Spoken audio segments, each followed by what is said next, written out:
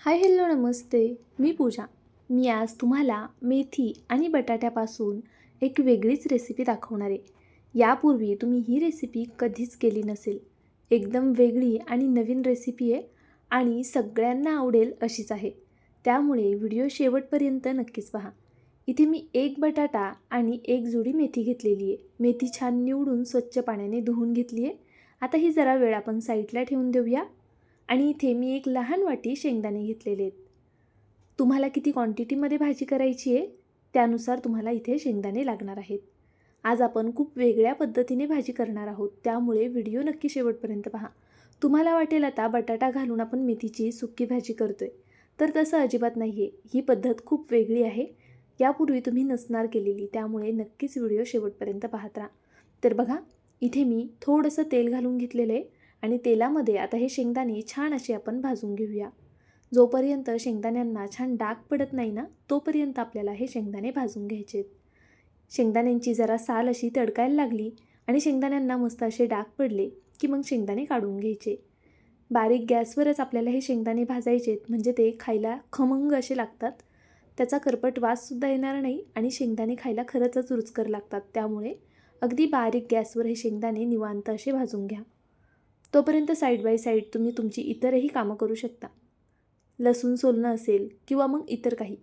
तर पहा, इथे आपले शेंगदाणे मी मिक्सरच्या भांड्यामध्ये काढून घेतले. त्यानंतरनं काही लसूण पाकळ्या या कढईमध्ये घालून घेतल्या. सोबतच मिरचीसुद्धा घालून घेतली. आता तिखट तुम्हाला कितपत हवं आहे त्यानुसार तुम्ही इथे मिरचीचा वापर करायचा आहे. आज या भाजीमध्ये ना आपण एक सिक्रेट पदार्थ वापरणार आहे. यापूर्वी तुम्ही हा पदार्थ कधीच वापरला नसणार आहे, कारण हा पदार्थ कधी यामध्ये वापरू असं तुम्ही इमॅजिनही नसेल केलं. असा एक पदार्थ आज मी या रेसिपीत वापरणार आहे पुढे. तर पहा, मिरची आणि लसूण छान डाग पडेपर्यंत भाजून घेतले. आता हे आपण मिक्सरला छान असं बारीक वाटून घेऊया. पाणी न घालताच हे आपल्याला बारीक वाटून घ्यायचे. त्यानंतरनं त्याच सेम कढईमध्ये ना मी तेल घालून घेतलं आणि इथे सालीसहित बटाटा घेतला आहे, जो अशा पद्धतीने कट करून घेतलेला आहे. मग अशी जो मी एक मीडियम साईजचा बटाटा दाखवला ना, तोच एक सेम बटाटा मी इथे कट करून घेतलेला आहे. आणि आता हा बटाटा तेलामध्ये घालून यामध्ये चवीनुसार थोडंसं मीठ घालायचे. बटाट्यापुरतंच मीठ घाला आणि आता हे छान असं मिक्स करून घेऊया. आणि हा बटाटा आपल्याला जरा शिजवून घ्यायचा आहे. एक 50% हा बटाटा आपण शिजवून घेऊया. मेथी शिजायला फारसा वेळ लागत नाही, पण बटाटा शिजायला थोडा वेळ लागतो. त्यामुळे मी इथे आधी बटाटा शिजवून घेते आहे. आता बटाटा मी अशा फोडींमध्ये कट केलेला आहे, पण तुम्हाला आवडेल त्या आकारामध्ये तुम्ही हा बटाटा कट करू शकता. तर पहा, इथे आपला बटाटा जवळपास 50% शिजलेला आहे. आता आपण जे मिरची, लसूण आणि शेंगदाणे वाटून घेतले होते ना, ते यामध्ये घालून घेऊया. तर पहा, इथे मी हा संपूर्ण शेंगदाण्यांचा कूट, मिरची आणि लसूण यामध्ये घालून घेतले. तुम्ही हवं तर 1-2 चमचे तीळही वाटताना घालू शकता. आता आपण हे सर्व छान असं भाजून घेऊया. कमीत कमी 2 मिनटं तरी हे अगदी बारीक गॅसवरती आपल्याला भाजून घ्यायचे. म्हणजे मग बटाट्यालासुद्धा ह्याचा खमंगपणा लागतो आणि बटाटा खूप रुचकर होतो. तर पहा, इथे 1.5-2 मिनटं मी हे सर्व छान भाजून घेतलं. त्यानंतरनं यामध्ये आपल्याला मेथी ॲड करायची आहे. जी मेथी आपण स्वच्छ पाण्याने धुवून ठेवली होती ना, ती मेथी इथे मी घालून घेते. मेथीला बऱ्याचदा माती असते. जर एकाच पाण्याने धुवून तुम्ही मेथी वापरली तर ती मग दाताखाली टचटच करू शकते. त्यामुळे 2-3 पाण्याने मेथी छान स्वच्छ धुवून घ्यायची आणि त्यानंतरनंच अशी कढईमध्ये घालून घ्यायची. आता पहा, आपण असं खालीवर करत ही भाजी छान अशी शिजवून घेऊया.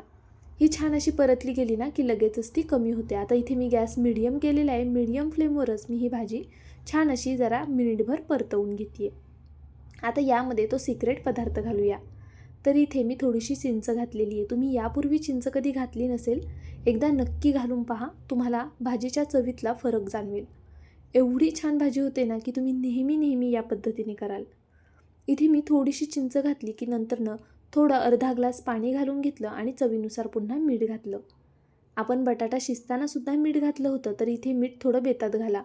भाजी शिजल्यानंतरनं तिची क्वांटिटी कमी होते.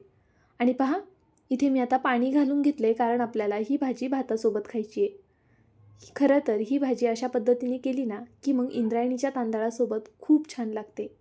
आणि यामध्ये आपण जी थोडीशी चिंच घातली त्यामुळे हिला एक थोडासा आंबटपणा येतो. सोबतच तिखट जरा झणझणीत अशी ही भाजी केली ना की खरंच खायला अप्रतिम होते.